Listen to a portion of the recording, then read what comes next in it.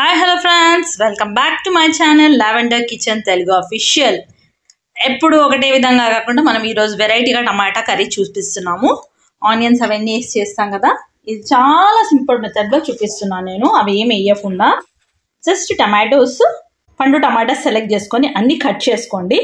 Cut చేసుకున్న తర్వాత మనం ఏం చేయాలంటే అన్నీ ఇక్కడే మనం అన్నీ వేసేసుకోవాలి. పసుపు పచ్చిగానే అన్నీ వేసేస్తున్నాను నేను, పొయ్యి పైన పెట్టకుండానే వేసేసుకుంటున్నాను. ఇది బ్యాచిలర్స్ కానీ చిన్నపిల్లలకు అప్పుడప్పుడే వంట నేర్చుకున్న అమ్మాయిలకు కానీ అబ్బాయిలకు కానీ చాలా ఈజీగా ఉంటుంది, ఈజీగా చేసుకోవచ్చు. టమాటా కొంచెం పుల్లగా ఉంటుంది కాబట్టి ఈ స్పూన్తో 3 స్పూన్లు వేసాను. పసుపు 1 స్పూన్ వేసాను.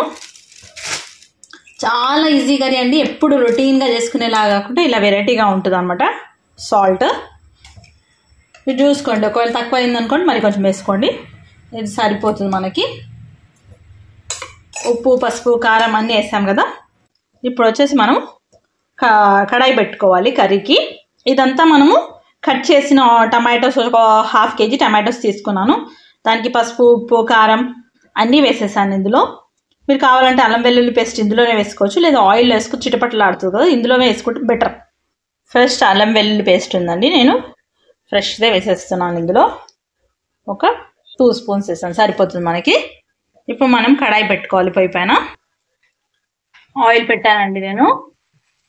కడాయిలో ఆయిల్ పెట్టేసి ఎక్కువ హీట్ కాకముందుకే కొంచెం బఠానీ వేస్తున్నాను. ఆయిల్ ఎక్కువ హీట్ అయితే చిటపట ఆడుతుందని కొంచెం తక్కువ ఉన్నప్పుడే కొన్ని బఠానీ వేసాను. ఉంటే వేసుకోండి, లేకపోతే స్కిప్ చేయండి.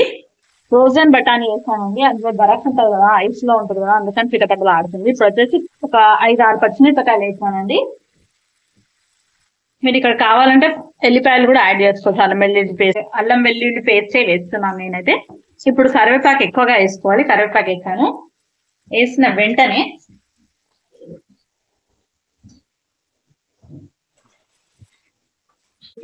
మనం ఇది వేసేయచ్చు. టమాటో ఇవన్నీ వేసాం కదా, కలిపి పెట్టాం కదా, అది ఇందులోకి వేసేసుకుంటే సరిపోతుంది. ఒక ఫ్యూ మినిట్స్ వదిలేసాం అనుకోండి, మొత్తం అది కలిసిపోతుంది. ఇప్పుడు వచ్చేసి మనం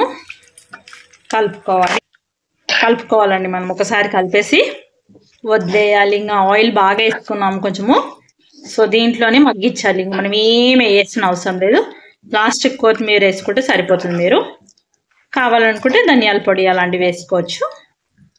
ఇప్పుడు దీన్ని బాగా ఉడకడానికి వదిలేయాలి. ఉడికేసి ఆయిల్ రిలీజ్ కావాలి, అప్పటి వరకు మనం కర్రీ ఇలాగే ప్రిపేర్ చేసుకోవాలి. ఇది చాలా ఈజీ అనమాట. బిగినర్స్కి కానీ బ్యాచిలర్స్కి కానీ ఈజీగా కుక్ చేసుకోవచ్చు కదా, ఆ విధంగా చూపిస్తున్నాను. అండ్ మనం కూడా ఎప్పుడైనా కావాలంటే తొందరగా అవుతుంది, వితిన్ 10-15 మినిట్స్లో కుక్ అయిపోతుంది. టమాటా తొందరగా మగ్గిపోతుంది కదండి. అలా మనం ఎప్పుడు రొటీన్గా కాకుండా ఇలా వెరైటీగా కూడా చేసుకోవచ్చు అని చూపిస్తున్నానండి. చూడండి, ఇలా మూత పెట్టకుండా మగ్గించాలి. మూత పెడితే మళ్ళీ వాటర్ రిలీజ్ అవుతుంది కదా, అందుకని మూత పెట్టకుండా మగ్గించాలి. మెత్తగా మగ్గాలి, కర్రీ దగ్గరికి అవుతుంది. ఆయిల్ రిలీజ్ అయినాక మనం స్విచ్ ఆఫ్ చేసుకోవచ్చు. నేను చూపిస్తాను కొద్దిసేపు అయినాక, కొంచెం ఉడికాక చూపిస్తాను మీకు మళ్ళీ.